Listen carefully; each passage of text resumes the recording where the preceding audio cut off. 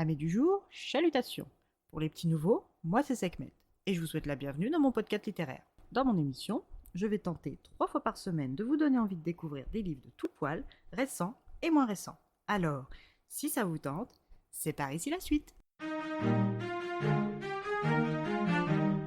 Aujourd'hui, je vais vous présenter Les Enfants du Temps de Makoto Shinkai, publié aux éditions Pika Roman. Dans ce roman, nous allons partir à Tokyo aux côtés du jeune Morishima Odaka, 16 ans. Cet adolescent est né à la campagne sur une île à plusieurs heures de ferry de la capitale. Sa vie sur son île ne lui plaît pas et il décide de fuguer avec ses économies direction Tokyo, la ville de tous les dangers. Durant la traversée en 2e classe, les conditions sont déplorables et encore plus par gros temps. Odaka décide de monter sur le pont promenade, et ce malgré les avertissements et recommandations du capitaine.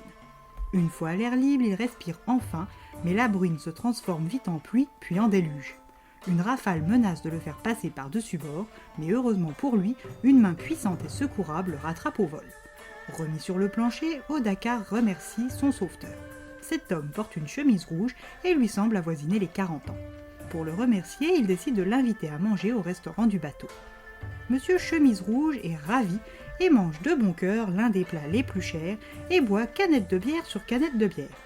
Une fois le repas et les boissons terminés, Monsieur Chemise Rouge lui tend sa carte de visite en lui disant de ne pas hésiter à le contacter s'il a le moindre souci une fois en ville. Odaka le remercie bien bas et s'en retourne. Sur la carte, il apprend le nom de l'homme qui vient d'engloutir un quart de ses économies, Monsieur Keisuke Shuga, CIO, président-directeur général chez Keena Planning à Tokyo, quartier de Yamabuki-sho, dans l'arrondissement de Shinjuku.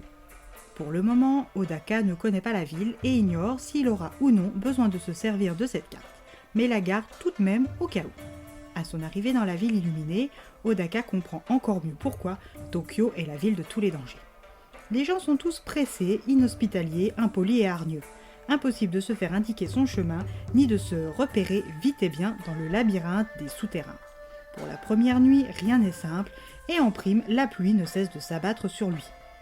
Dans une ruelle, il fait la rencontre d'un chaton des rues, avec qui il partage une barre de céréales, et qui, pour l'occasion, nomme Ame.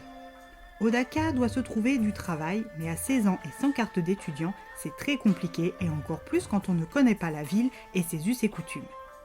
Chaque soir depuis son arrivée, il s'attarde devant un bol de potage dans un fast-food quand une jeune employée toute mignonne et timide vient poser un plateau plein devant lui. La demoiselle lui souffle discrètement que c'est un cadeau de la maison et elle repart en posant un doigt sur ses lèvres. Ce hamburger est le meilleur repas que Odaka a mangé depuis très longtemps et rien que d'y penser, il en pleurerait. Ce soir-là, il décide de contacter Monsieur Shuga. À son arrivée, les bureaux sont au sous-sol d'un immeuble plutôt ancien. Il est reçu par la nièce de ce dernier, mademoiselle Natsumi. Le travail de base est d'écrire en sous-traitance des articles pour des médias presse connus et bien établis. Odaka comprend que la société de M. Shuga gère un petit bureau de production qui s'occupe surtout de la paperasse administrative d'autres compagnies. Il accepte le poste d'assistant car il va être nourri, logé et recevoir une petite contribution. Et tout ça sans devoir justifier son identité. Il commence son travail et se surprend même à l'apprécier. Auprès de Monsieur Shuga et de Mademoiselle Natsumi, son ciel semble s'éclaircir. Un jour, dans la ruelle, il entend la voix de la serveuse et celle de garçons qu'il a déjà rencontrés plus tôt dans la semaine. Ils veulent forcer sa bienfaitrice à les suivre. Il n'hésite pas et vole à son secours, mais son ignorance des lieux le mène à être maîtrisé par les voyous. Heureusement pour lui, il avait ramassé un pistolet le soir de sa rencontre avec les 2 hommes et l'a gardé comme un talisman protecteur ignorant son authenticité. Pensant l'arme factice, il met en joue son agresseur et tire. Bien heureusement, il loupe sa cible et peut s'enfuir avec Amano Ina, 18 ans. Cette expérience l'a troublé, il se débarrasse du pistolet et est rejoint par Ina qui n'a plus de travail. Elle l'emmène sur un toit et le réconforte avec un bon rayon de soleil. Odaka apprend qu'elle est ce que l'on appelle une fille soleil. Dans le folklore, ces prêtresses attirent le beau temps par leurs prières. Il apprend qu'elle a un frère de 10 ans, Nagi, et qu'elle habite seule avec lui dans un petit appartement coloré. Comme elle ne travaille plus au fast-food, elle doit vite trouver du travail pour pouvoir continuer de s'occuper de son frère, mais sans bagage, c'est difficile. Odaka a donc l'idée de lui créer un emploi sur mesure en créant un site internet intitulé Beau temps à la demande, la fille 100% soleil. Via un formulaire, les gens lui écriront et en échange de 3400 yens, elle fera apparaître pour quelques heures le soleil pour eux, le jour et à l'endroit de leur choix.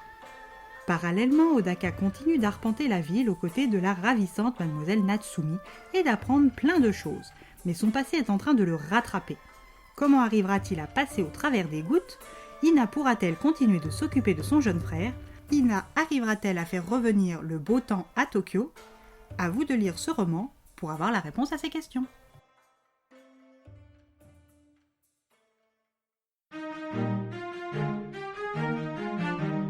Un roman qui lui aussi est sorti avant l'animé éponyme, pourtant créé avant lui.